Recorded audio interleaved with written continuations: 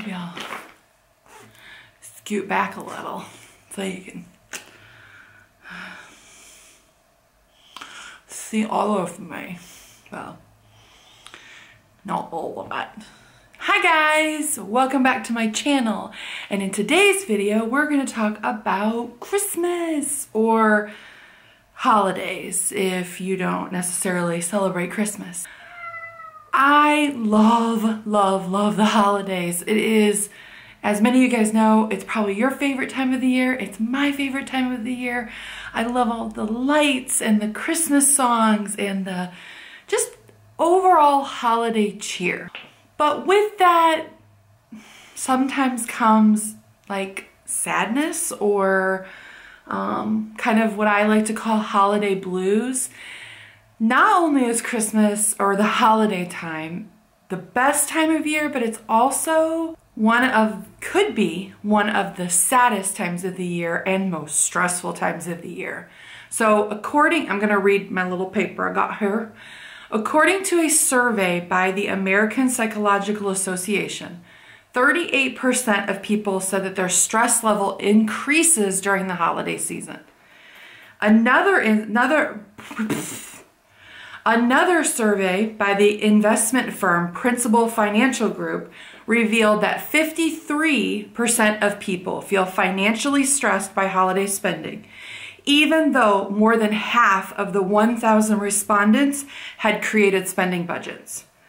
So why is this? The holiday time is a magical time. It is also a time where everything is extra. Extra stress, extra family, extra pressure, extra Lindsey, extra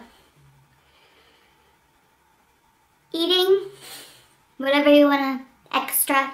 It's extra. And it's not funny, but it's funny while Christmas is supposed to be the greatest time of the year. It is also the time of year where people have breakdowns or they go broke or they gain weight. That's kind of what the holiday season is for a lot of people. Now the weight gain, that one's pretty obvious. I mean, we don't cook like this all year long or we'd be the size of houses.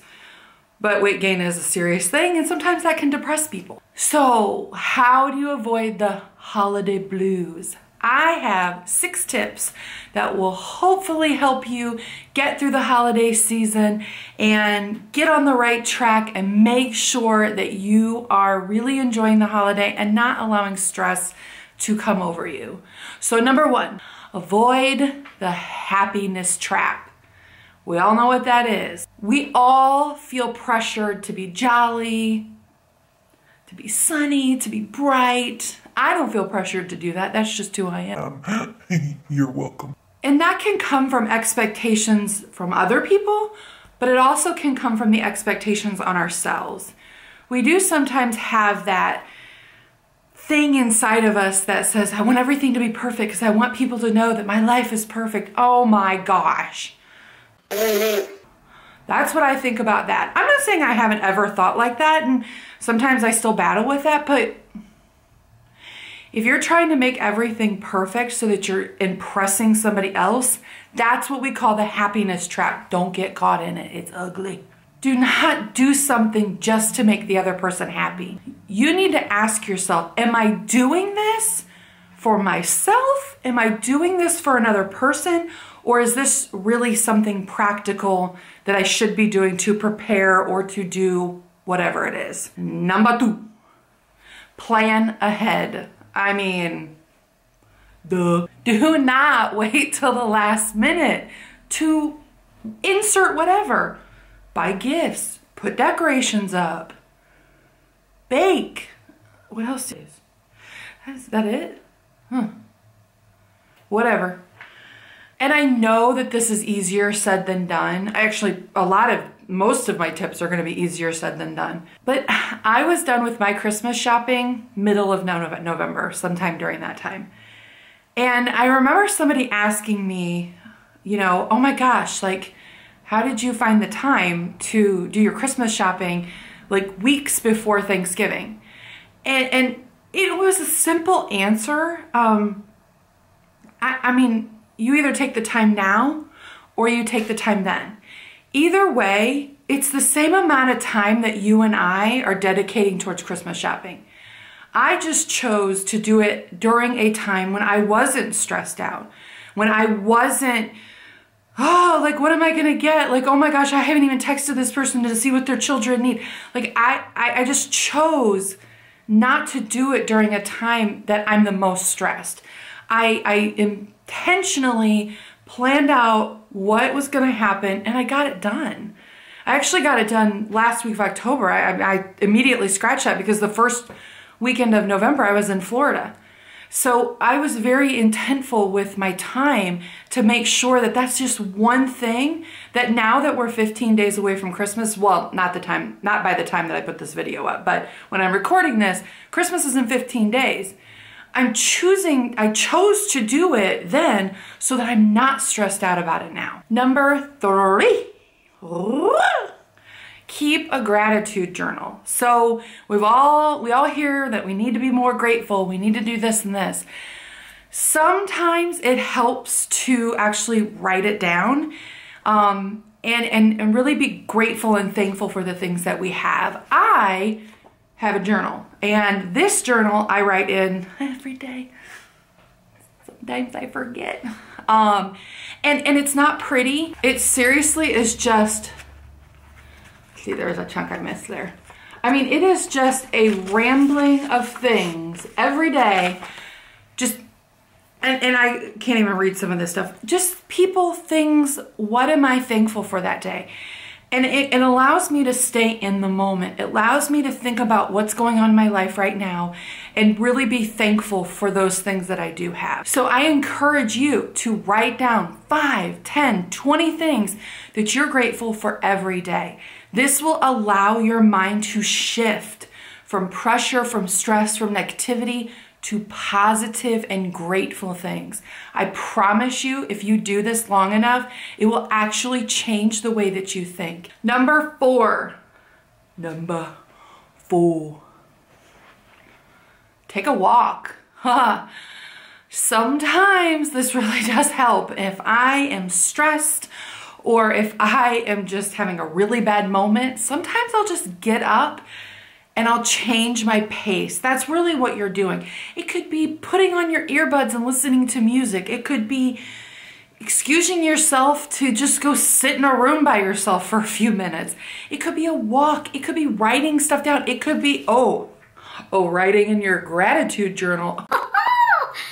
It could be anything. Just change your pace.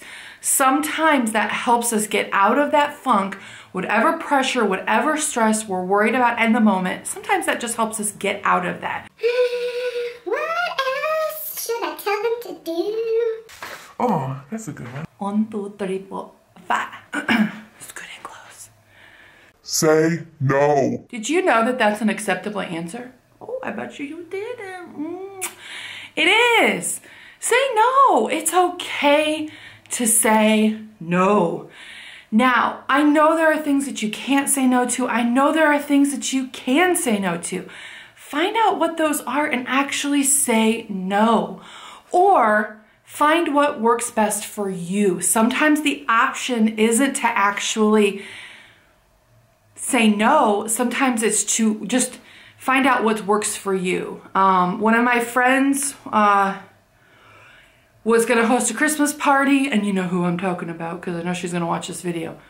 And instead of saying yes and hosting it, she came up with a solution. And it worked great. She was able to say yes to something, but in her own terms. Do not forget that you can say no.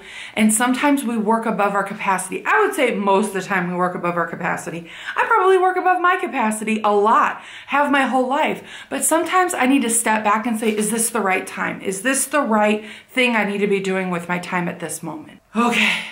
Now, number 6, sleep. OMG. Did you like, ooh, that got high. A little nasally too. When we are tired, everything, and I mean everything, is amplified. Just like that, like that. everything is gonna be so much worse when we're tired. If we don't allow our bodies to rest, things are amplified, our stress level just, and nothing around us has changed. The ability for us to handle it has changed. I like to think of sleep as being in the positive or the negative. I don't remember where I read that, but I read that somewhere or I heard it. I like to think of sleep as being in the positive or the negative. Do you live in the positive side of sleep or do you live in the negative side of sleep?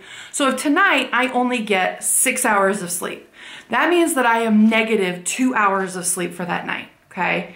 The next night I do the same thing. I only get 6 hours of sleep. Again, now that means that I'm in, I can't count. That means I'm in the negative 4 hours. Now, I realize that at the weekend, you can't say, okay, well then I'll just sleep another 4 hours to make it up.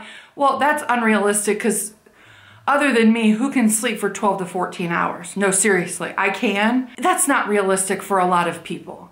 So you have to think every day, am I gonna live in my negative or am I gonna live in my positive for today? Be in the positive, because if you don't, those little things are going to add up. And your ability and your reaction to handle them is going to be much worse because you're tired, because you're already going to be stressed out. And when you're tired on top of that, it's just bad all around. Okay, those are my 6 tips for beating the holiday blues. I hope you guys enjoyed this video. If you did, please give it a thumbs up. No, it's over here. I don't remember.